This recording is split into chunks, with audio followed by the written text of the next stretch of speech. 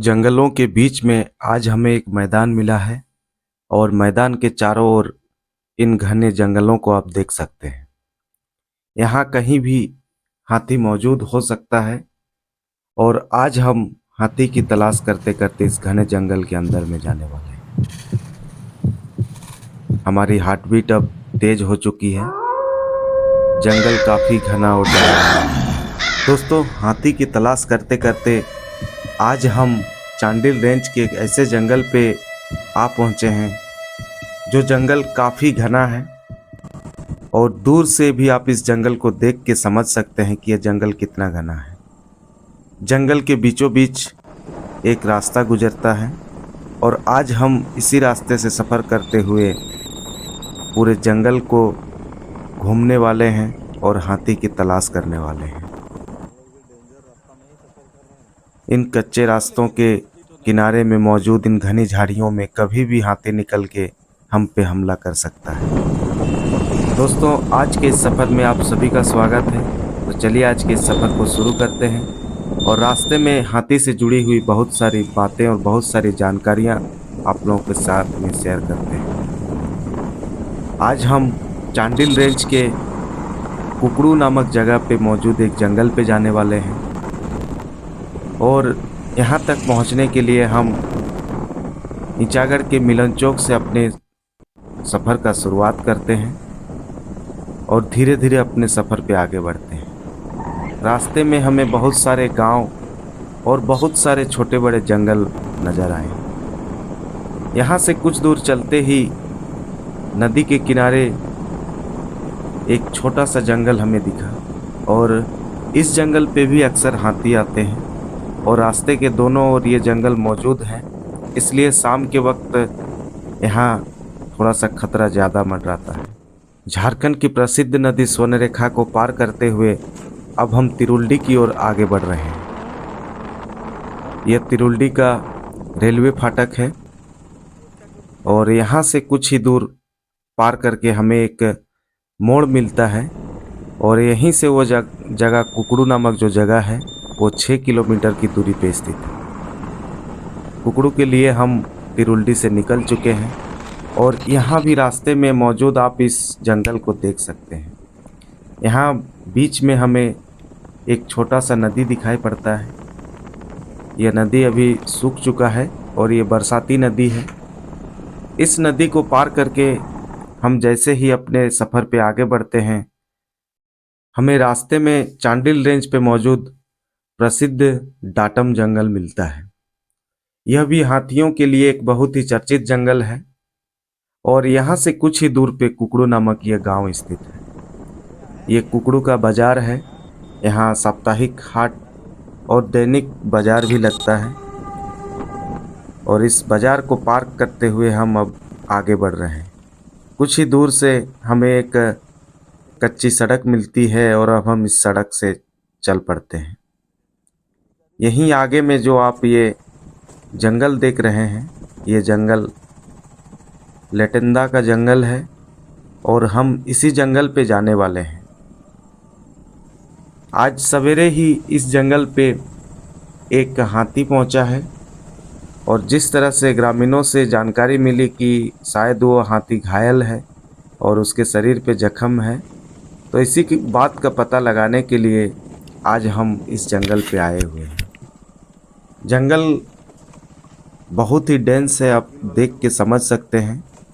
यहाँ झाड़ियाँ ज़्यादा है और बड़े पेड़ कम हैं और झाड़ियों वाले जंगल पे हाथियों का खतरा सबसे ज़्यादा होता है क्योंकि हम उन्हें दूर देख नहीं पाते हैं और जब हम उसके नज़दीक पहुंच जाते हैं तो वो अचानक से हम पे हमला कर देता है।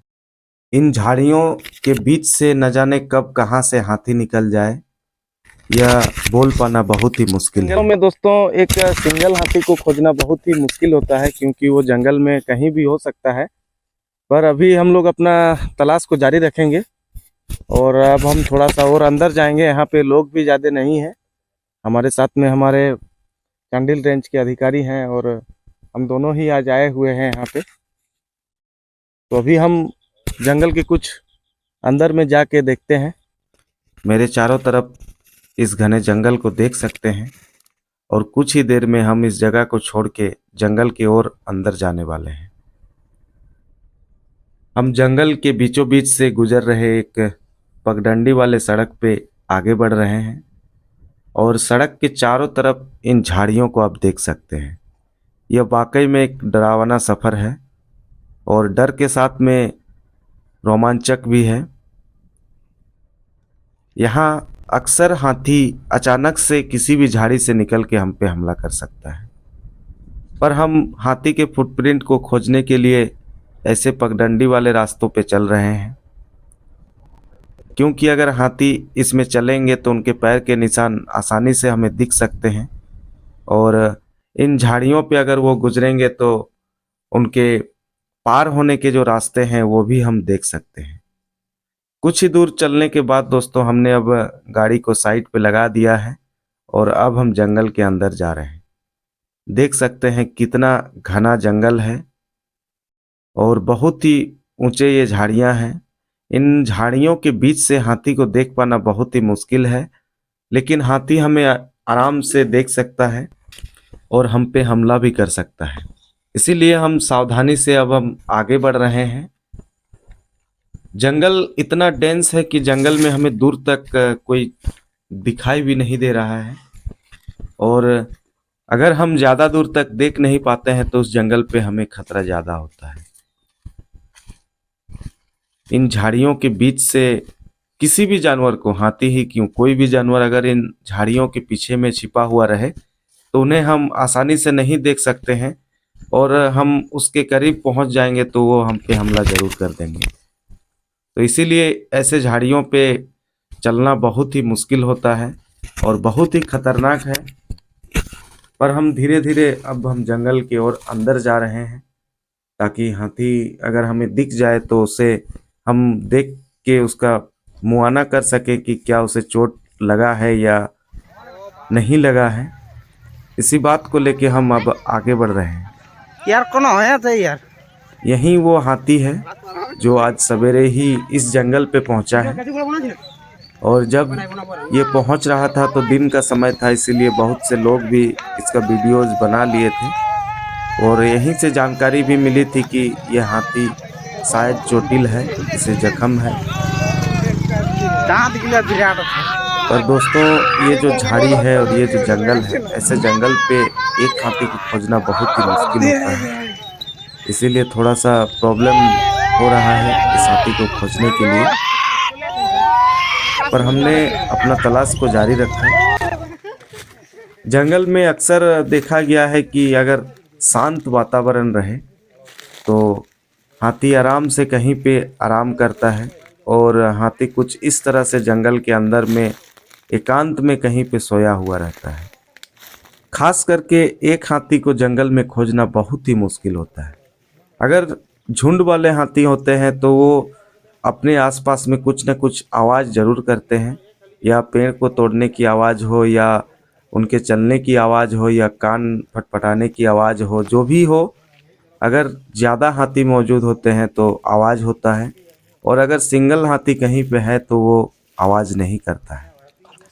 वो कुछ इस तरह से सोया हुआ रहता है और अगर झाड़ियों वाले जंगल पे आप ऐसे सोए हुए हाथी के करीब पहुंच जाते हैं तो फिर आपका बचने का चांस 80% कम हो जाता है। 20% ही हम सरवाइव कर पाते हैं और नहीं तो हमें अपनी जान से हाथ धोनी पड़ती है। इसीलिए दोस्तों मैं आप सभी से कहूँगा कि अगर जंगल में हाथी आया हो तो जंगल से दूर ही रहें, जंगल के आसपास ना जाए। दोस्तों आज हम इस हाथी को नहीं खोज पाए हैं, पर आशा करते हैं कि आगे वो हाथी हमें दिख जाए और हम आप सभी को भी दिखा पाएँ। अगर आप भी हाथी से जुड़ी हुई ऐसी ही वीडियोज़, ऐसी ही जानकारियाँ देखना चाहते हैं तो इस चैनल को सब्सक्राइब ज़रूर करें और अगर वीडियो पसंद आए तो वीडियो को लाइक, कमेंट्स और शेयर ज़रूर करें।